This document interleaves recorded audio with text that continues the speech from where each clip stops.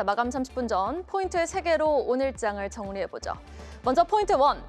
이번 주 사이드카만 3번 발동이 됐습니다. 이 매도 사이드카 발동으로 시작됐던 한 주는요. 화요일 매수 사이드카 발동으로 급반등, 금요일 다시 매도 사이드카가 발동하며 하방 압력을 받고 있는데요. 이 단시간에 5,000포인트를 돌파했으니 어느 정도의 조정이 나와도 이상한 구간은 아니지만 이 시장을 둘러싼 매크로 환경이 불안한 모습을 보이고 있습니다. 미 연준 의장 후보 케빈 워시발 통화정책 불확실성, 또 밤사이 금, 은 가격이 하방 변동성을 보이며 원자재 시장의 변동성, 여기다 비트코인의 급락까지. 다행히 코스피 지수는 21선에서 지지 흐름을 보이고는 있지만 확실히 우리는 난이도가 더 높아진 구간에 진입했음이 분명해 보입니다. 리스크 관리하며 대응해볼 종목, 오늘 이 시간 잠시 후 고민해보겠습니다. 포인트 2. AI 비용 부담발 수급 불안이 될 텐데요.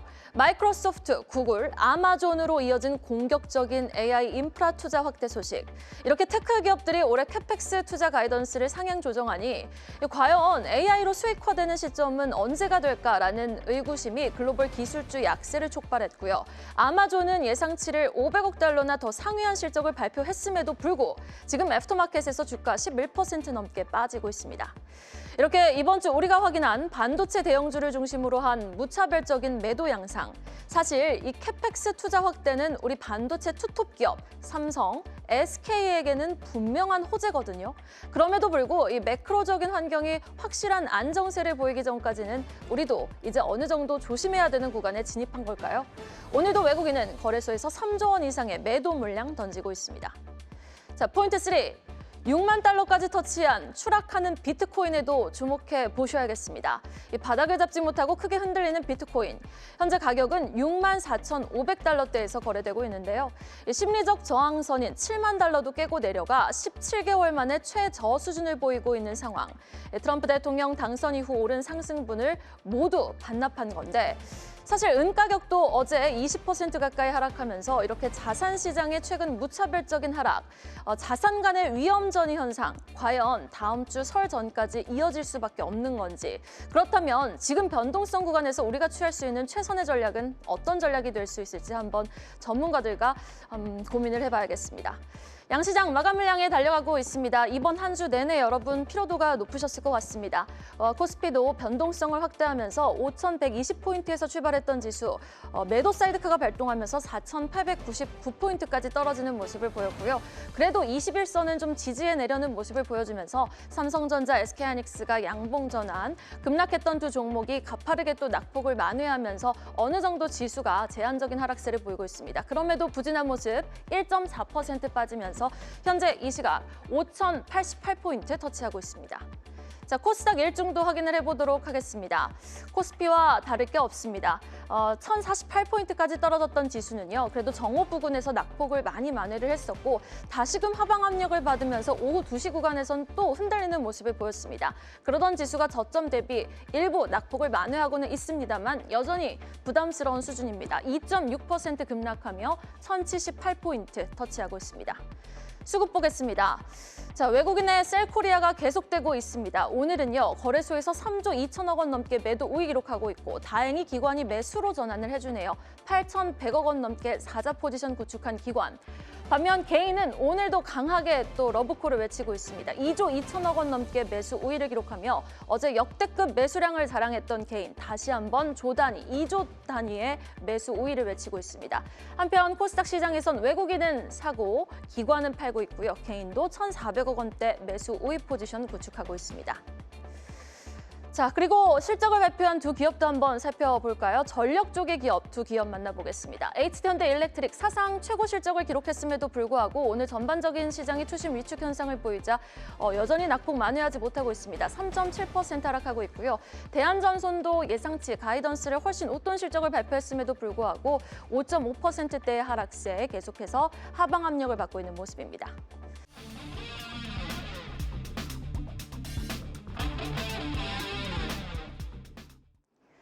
네, 파이널콜로 오늘장을 빈틈없이 정리해보겠습니다. 두 분과 함께 해보죠. 신한투자증권 광진금융센터 이상경 부지점장 그리고 GL리서치 박창윤 대표 수고해 주시겠습니다. 두 분 어서 오세요. 변동성이 극심했던 한 주의 마지막 거래일이었습니다. 이번 주 내내 정말 변동성을 확대하고 있는 우리 시장. 오전장에 바로 매도 사이드카가 발동이 됐었죠. 그럼에도 불구하고 선방했던 섹터와 종목들, 상승 섹터로 먼저 특징 종목들 점검해보죠.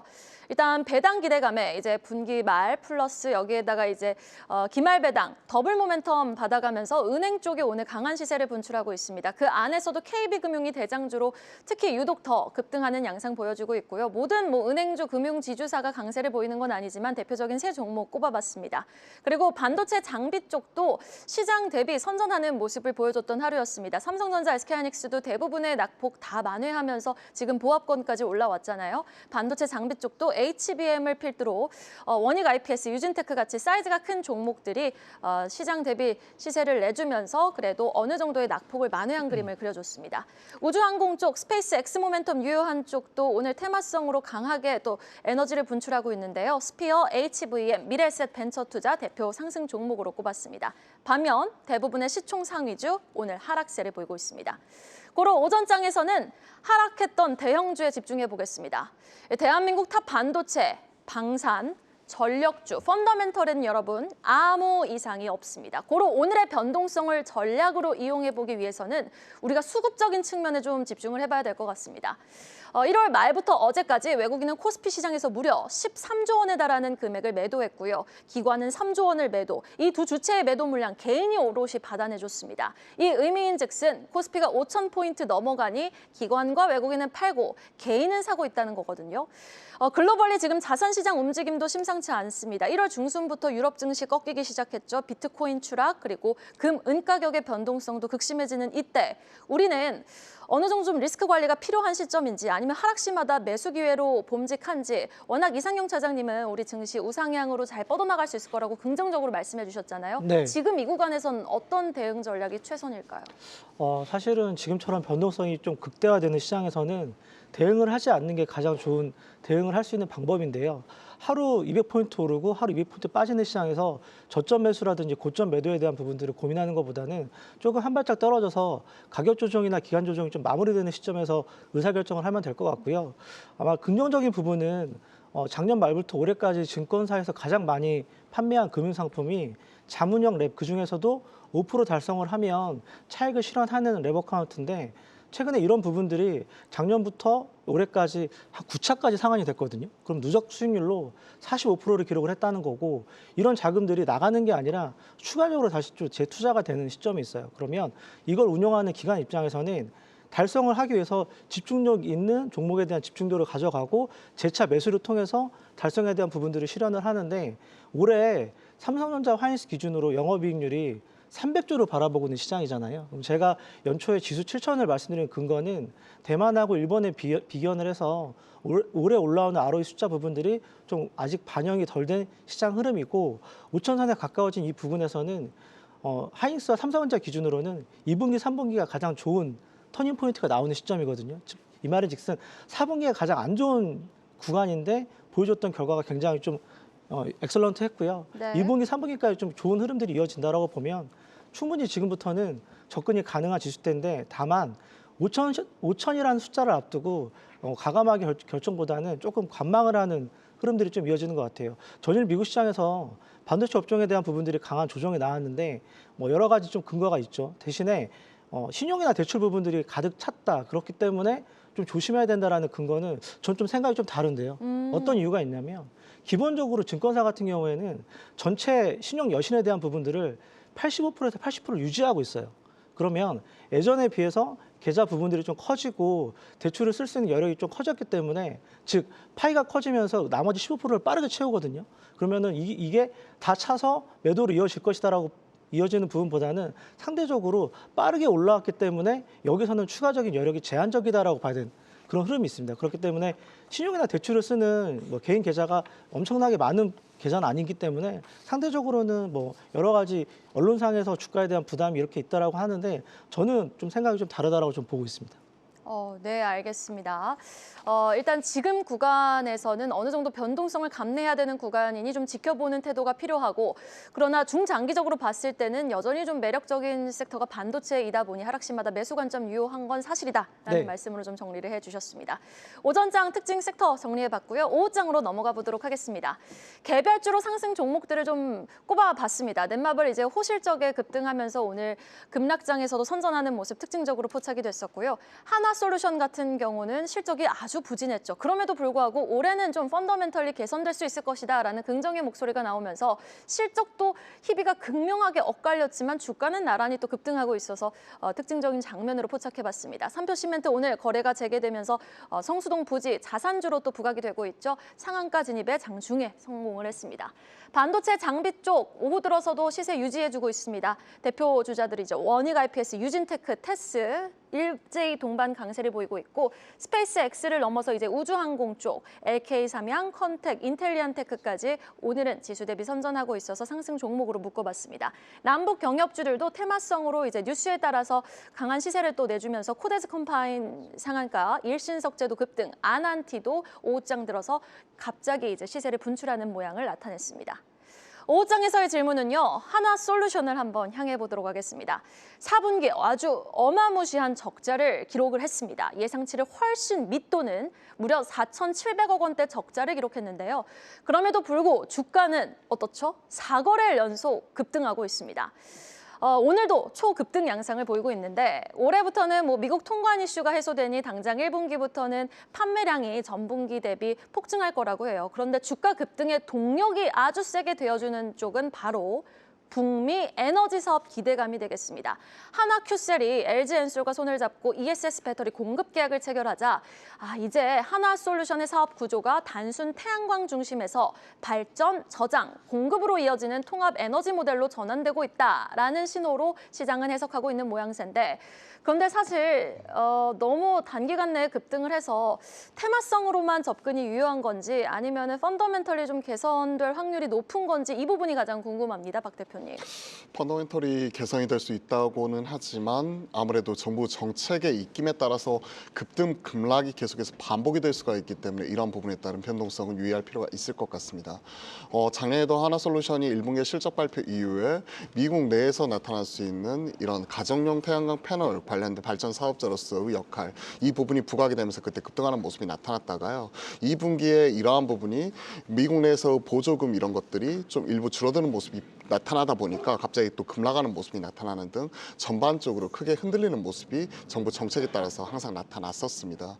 크게 좀 태양광 쪽으로 휘둘리는 모습이 하나솔루션은 좀 특히 정책적인 부분으로 흔들리는 부분이 약점이라고 이렇게 생각을 하고 있는데 그럼에도 불구하고 최근에는 하나 중요한 모멘텀 즉 아무래도 그 우주에서의 데이터 센터 그리고 그 에너지원으로서 우주 태양광 이런 얘기가 나오면서 한쪽에서는 올라오는 모습이 포착이 되었고 중국에서의 이런 보조금 이슈 즉 중국에서의 태양광 배터리 보조금 폐지도 이런 공급 과잉에 대한 부분을 좀 일부 해소시켜 줄 수가 있기 때문에 국내 업체의 기회 요인이 될 수 있다는 부분이 두 번째였고 세 번째 앞에서 말씀해 주셨던 대로 이제 그 ESS 쪽으로 단순히 태양광 쪽에서 이제 발전 사업자 쪽으로 일부 들어가는 모습이 나타나기 때문에 ESS 관련주로 다시 한번 올라가는 모습은 좀 긍정적으로 좀 이런 모멘텀 측면에서 움직이는 것 같습니다. 그러나 앞에서 말씀해 주셨던 대로 실적을 놓고 보면 영업이익 시장의 추정치는 1,426억 적자였는데 실질적으로 뚜껑을 열어봤더니 마이너스 4,782억 일정 부분 보조금이 포함이 됐음에도 불구하고 큰 폭의 적자였고 이러한 것들이 드라마틱하게 올해부터 흑자로 완전히 돌아선다. 물론 적자폭은 줄일 수 있겠죠. 흑자로 돌아선다. 이런 확신을 가지기에는 저 자신도 아직까지 납득이 좀 안 되는 상황이에요. 그렇게 보면 오히려 이번 주에 기술주 특히나 우리나라의 반도체 전자와 닉스가 크게 흔들리는 모습이 나타날 때 일부 테마성으로 올라오는 부분이 좀 나타났던 부분이라고 저는 생각을 하고 있고 금주 들어서만 대략 한 27,000원에서 오늘 한 45,000원까지 4,000원까지 찍고 내려왔으니까요. 45,400원까지 찍었잖아요. 그러면 지금 거의 한 7, 80%가 넘게 지금 일주일 사이에 올라온 부분인데 저는 이거는 아무래도 좀 과도하지 않나 좀 이렇게 생각을 하고 있습니다. 그렇기 때문에 저는 신규 조건보다는 오히려 보유하고 계신 분들이 어떻게 하면 잘 팔고 나갈 수 있을지, 수익률을 극대화할 수 있을지 그 타이밍에 대해서 고민해야 되는 시점이라고 생각을 하고 있고요. 그러한 측면에서 일단 보유자 관점에서 홀딩을 하면서 3일선이든 5일선이든 내가 생각하는 이런 기준선 자체를 좀 타이트하게 지키면서 종가 기준으로 이 부분을 하향 이탈하면 팔아야지 하는 생각에서 좀 수익률 극대화 측면에서 좀 홀딩 전략 이런 부분을 좀 말씀을 드려보고 싶습니다. 네, 알겠습니다. 일단 태양광 쪽은 갖고 계신 보유자분들에 한해서 수익을 국대화시킬 수 있는 접근이 유효한 거지 이제 신규 매수 관점은 좀 불리하다라고 말씀을 해주셨습니다. 두 분께 공통된 질문 드려볼게요. 다음 주 투자 전략, 이제 설 전이니까 또 많은 분들 이제 조금 현금 비중 늘려서 어느 정도 좀 리스크 관리해야 되나 싶으신 분들 많으실 것 같거든요. 플러스 여기서 좀 주목하시는 섹터 있는지 좀 궁금합니다. 먼저 이상경 차장님. 아마 지금 이제 계속적으로 정부에서는 배당 성향이라든지 자사주 소각에 대한 부분들을 진행을 하고 얘기가 나오는 부분이거든요. 그렇기 때문에 아마 이번 설에 대한 뭐 연휴에 대한 부담감보다는 올해 전체적으로 증시에 대한 기대감이 좀 같이 움직이는 좀 시장이 될 것 같고요. 작년 연말에 나와서 제가 이제 그 증권업종에 대한 부분들을 긍정적인 시각을 말씀을 드렸고 만약에 지금 정도 부분에서 좀 접근을 해본다라고 하면 자산 재평가 즉 그러니까 배당 성향을 높일 수 있는 지주사 업종에 대한 부분들을 좀 접근이 가능할 것 같아요. 그래서 뭐 개별주 성격보다는 좀 대형주 중심으로는 지주사 ETF 부분도 굉장히 좋을 것 같고 저는 만약에 올해 한 5, 6월 달까지 뭐 올해 1년을 놓고 본다라고 하면 반도체 소부장 ETF 좋을 것 같아요. 왜냐하면 어찌됐든 하이닉스나 삼성전자 증설을 통해서 진행을 하고 발주에 대한 부분들이 장비 업종에 대한 부분이 진행이 된다라고 하면 반도체 소부장 업종 같은 경우에는 뭐 시간의 문제지 어찌됐든 매출이 올라오는 시점은 정해져 있거든요. 그렇기 때문에 코덱스 반도체를 보면은 삼성전자 하이닉스 비중이 차지하고 있는 비중이 60%가 넘고 나머지 소부장 업체 같은 경우에는 아직까지는 주가가 반영이 덜 되는 모습이거든요. 그렇기 때문에 반도체 소부장 ETF 정도는 좀 현재로서는 좀 부담이 없는 것 같습니다. 하나금융지주 같은 경우에는 4분기 지금 현금 배당을 48% 정도 올려잡는다고 하는데 이게 좀 주가 상승으로는 이어지고 있지는 않는 것 같은데 KB금융이 탑픽이십니까? 왜냐하면 배당 성향이 높아지면 대주주 입장에서는 좀 부담스러운 부분이 있어요. 배당세 과세 부분들이 좀 부담이 돼서 이런 부분들이 좀 완화가 필요하고요. 개인들 입장에서는 상당히 좀 좋은 밸류 평가라든지 긍정적인 시각이 있는데 여전히 탑픽은 뭐 하나금융주 정도가 배당 성향이라든지 자사주 소각에 대한 부분들이 원활히 진행이 되고 있기 때문에 매력적인 구간인 것 같습니다. 네, 알겠습니다. 배당주 좀 주목해보자. 하나금융지주도 함께 주목해보면 좋겠다라는 말씀 들어봤고요. 박창현 대표님, 다음 주 전략 어떻게 가져갈까요? 아무래도 이제 변동성이 확대가 되는 구간이잖아요. 네. 매도 사이드카, 매수 사이드카, 이번에 매도 사이드카. 그러면 그 다음 차는 매수 사이드카. 혼자 바라보면서 투자 전략, 이런 변동성 구간에서는 지금 현 시점에서 핵심적인 종목 중심의 가지치기, 그리고 일정 부분의 현금 확보, 그리고 한 번에 사기보다는 분할 매수 접근, 이런 부분이 맞다고 생각을 합니다. 그럼 어떤 종목을 사야 되느냐? 지금은 기승전, 확실하게 숫자, 실적으로서 증명을 하고 찍히는 종목. 그렇게 보면 딱 압축이 되는 거잖아요. 삼성전자, SK하이닉스 이러한 종목 중심으로 그 분할로 매수하는 접근 이런 부분이 맞다고 생각을 합니다.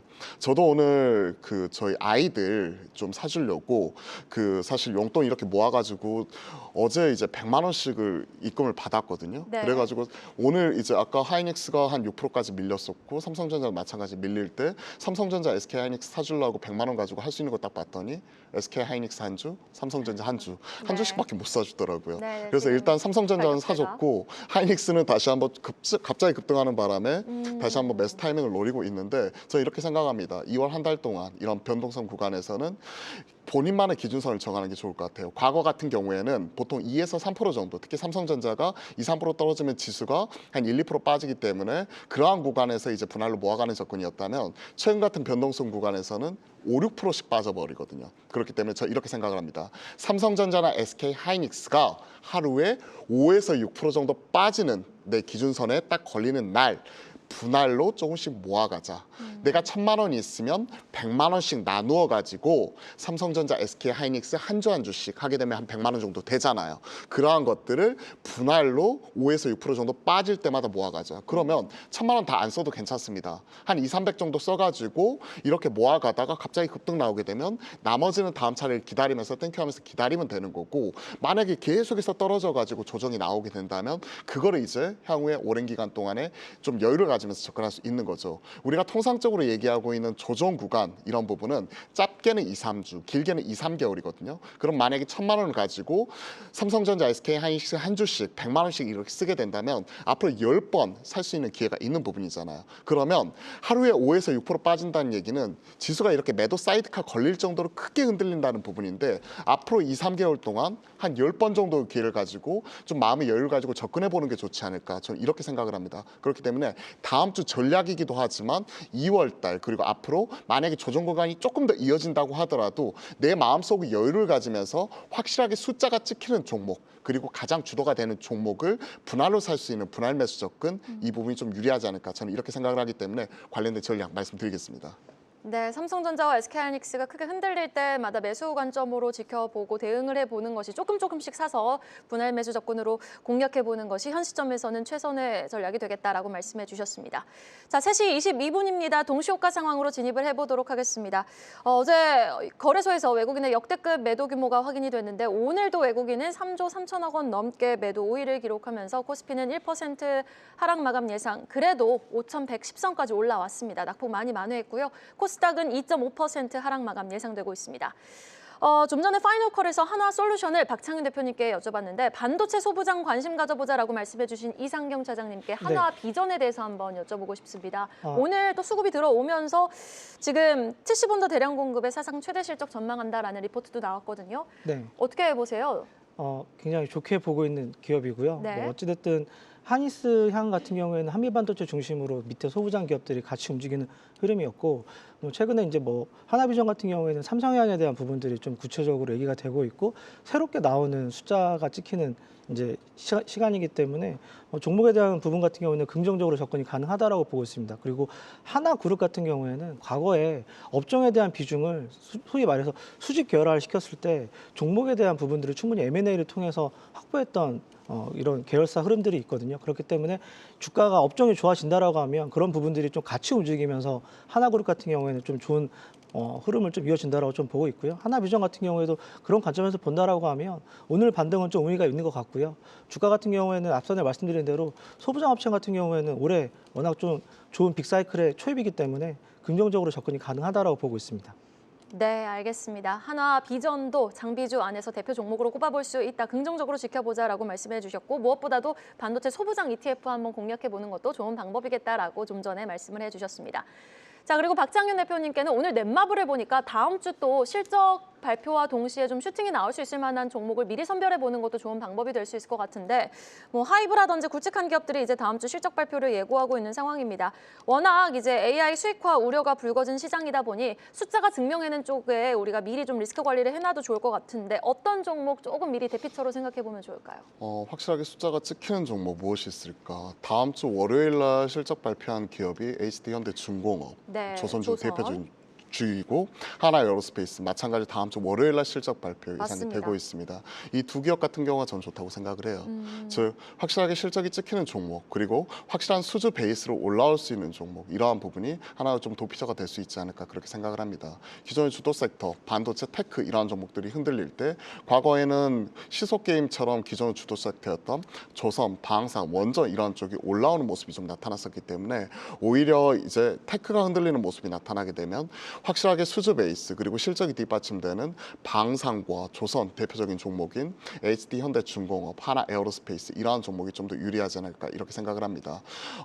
방산 쪽에서는 하나 에어로스페이스, 현대로템, 한국항공우주 그리고 LIG 넥스원이 있는데, 그중에서 하나 에어로스페이스 같은 경우는 지금 PER 한 27배 전후에서 움직이고 있고, 현대로템 같은 경우에는 최근에 좀 떨어져가지고 21배 전후에서 움직이고 있는데, 현대로템 같은 경우는 올해 국내 매출 비중이 올라오고 폴란드 2차 계약 이런 부분 부분으로 넘어가는 과정 속에서 일부 공백 구간이 발생을 하기 때문에 매출은 플랫, 영업이익은 오히려 역성장 일부 얘기를 하고 있거든요. 25년 대비. 그런 것 대비해서 하나 에어로스페이스 같은 경우에는 확실한 실적 이러한 부분이 최근에 이제 다련당 그러니까 다련장, 천무 수출을 통해서 우리가 확인할 수 있듯이 네. 이번에 수주 노르웨이 쪽에서 추가적으로 나왔었잖아요. 이러한 수주 모멘텀과 더불어 실적으로서 확실하게 증명할 것으로 보이고 있고요. 그리고 HD 현대중공업 같은 경우에는 올해 뭐 수주 베이스 이러한 부분 같은 경우 이상무라고 얘기를 하고 있습니다. 작년에 확실히 LNG 캐리어를 통해서 수주 큰 폭으로 늘려놓은 만큼 이런 부분 같은 경우 기성이 본격화되는 올 하반기 이후 내년까지도 아무래도 실적 베이스로 추가적으로 올라올 수가 있기 때문에 이번에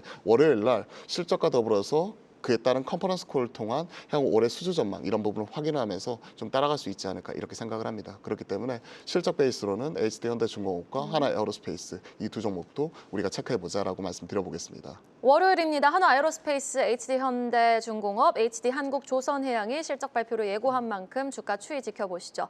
자, 여기다가 지금 실적이 나오고 있는 기업들도 한번 살펴보도록 하겠습니다. 카카오페이 흑자 전환했음에도 불구하고 상승 전환 실패하면서 하락세 이어가고 있고요.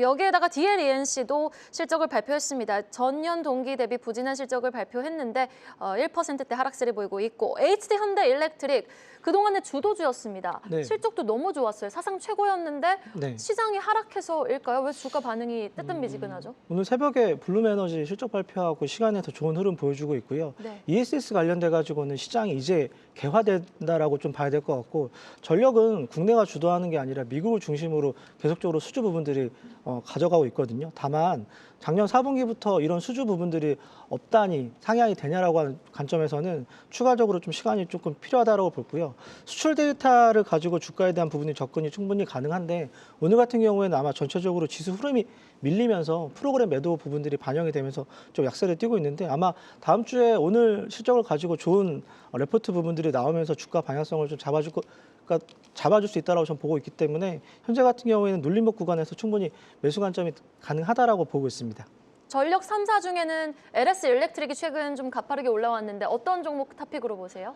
전력 쪽에서도 최근에 대형 업종보다는 너무 소외받았던 종목들이 좀 올라오는 흐름이에요. 뭐 네. 재룡전기라든지 산일전기라든지 맞아요. 상대적으로 앞선에 있던 기업들보다는 중견 기업들이 워낙 소외받았기 때문에 이런 쪽에 관련된 부분들이 쇼커버 부분하고 맞물리면서 주가가 좀 크게 급등을 하는데 전력은 올해 이슈가 아니라 올해 내년까지 계속적으로 이어지는 이슈이기 때문에 좀 주가에 대한 부분들이 약세를 띌 때마다 모아가는 접근도 충분히 가능하다라고 저는 보고 있습니다.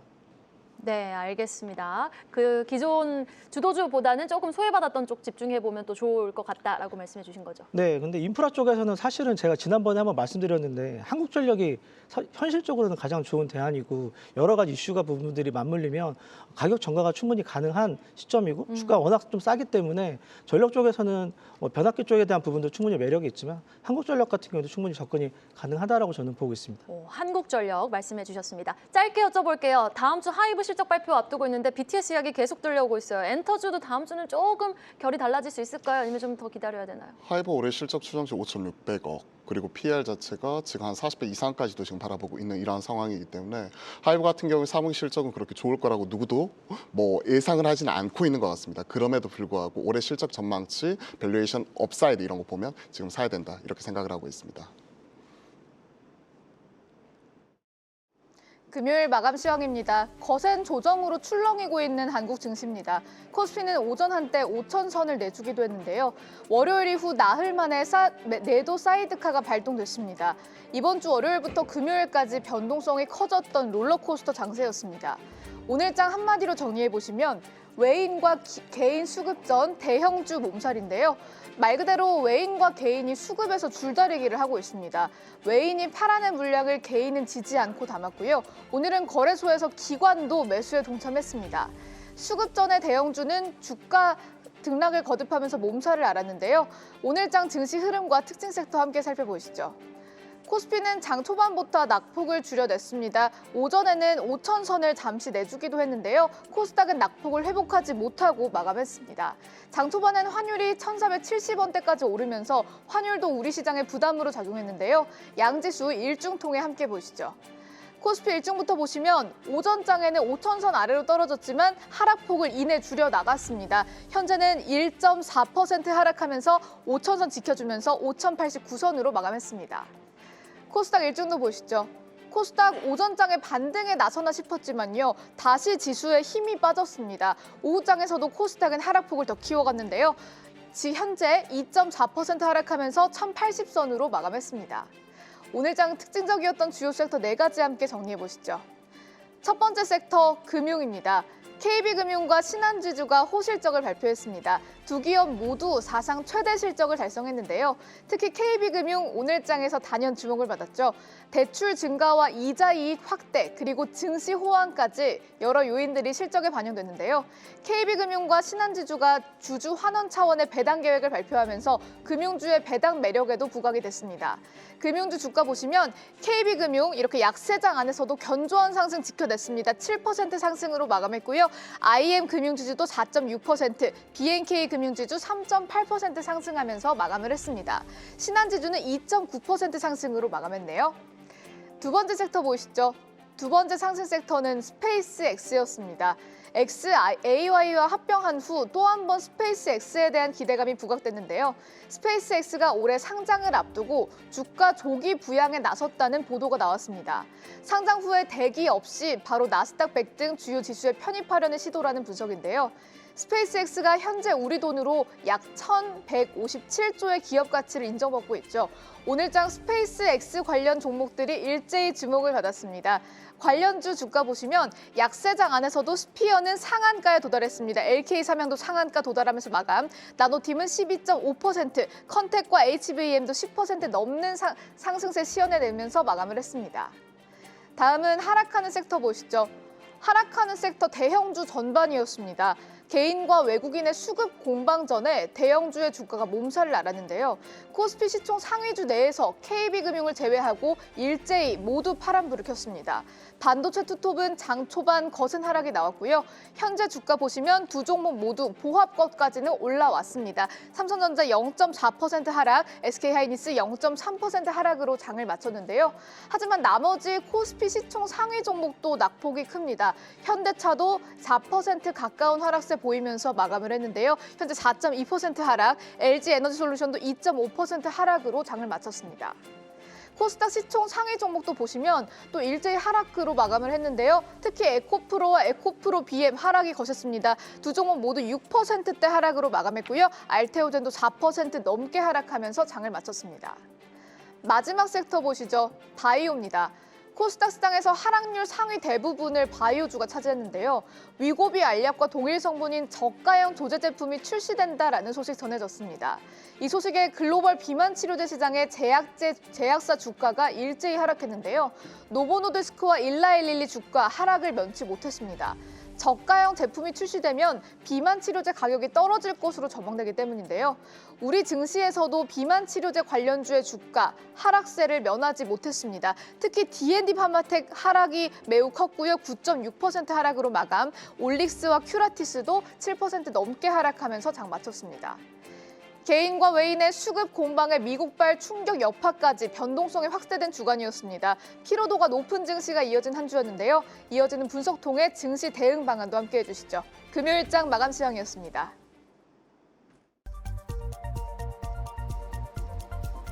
이 시각 들림룸입니다. 외환시장 동향, 오늘은 교보증권 위재현 연구원과 자세히 알아보죠. 연구원님 안녕하십니까? 네, 안녕하십니까? 네, 환율이 여전히 좀 상방 압력을 받고 있습니다. 오늘 동향 좀 자세히 알려주시죠. 네, 오늘 주간장 달러 환율은 전일 대비 5원 오른 1,468.7원에 거래 중입니다.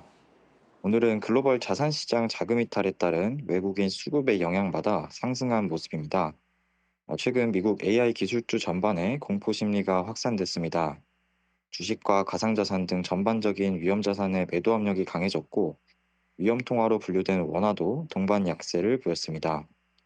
장 초반 1,473원 수준에서 개장한 환율은 외국인들이 국내 증시에서 대규모 매도세를 이어가자 한때 1,475원까지 상승폭을 확대하기도 했습니다. 다만 오후 들어서는 그래도 상승폭을 조금 축소했습니다. 낙폭 과대 인식의 가상자산 시장을 기점으로 다시 저가 매수세가 유입됐고 나스닥 선물 지수도 반등하며 위험회피 심리가 조금이나마 진정된 모습입니다. 이런 흐름을 이어받아 달러화도 다시 약세를 보였고 국내 수출업체들도 환율 고점 인식에 내구 물량을 출회하면서 환율은 다시 1,460원 후반대로 하락했습니다. 게다가 오늘 정부에서 발행한 외화 외평채에서 양호한 수요가 확인된 점도 환율 상승에 대한 기대 심리를 다소 진정시켰습니다. 오늘 저녁에는 미시간대 소비자 심리 지수와 기대 인플레이션이 발표됩니다. 어제 나온 미국의 고용 지표는 다소 불안한 측면이 있었는데 소비자 심리 지수도 크게 둔화된다면 불안 심리가 확산될 수 있습니다. 다만 오늘은 미국 기술주에 대한 공포 심리 완화 여부가 외환시장에 더 크게 반영될 수 있습니다. 따라서 주식시장도 같이 계속해서 모니터링할 필요가 있습니다. 네, 여기까지 들어보겠습니다. 지금까지 교보증권 위재현 연구원이었습니다. 말씀 고맙습니다. 네, 감사합니다. 계속해서 다양한 경제 이슈를 알고 싶다면 구독과 좋아요, 알림 설정 부탁드립니다. AI 캐스터 권미정이었습니다.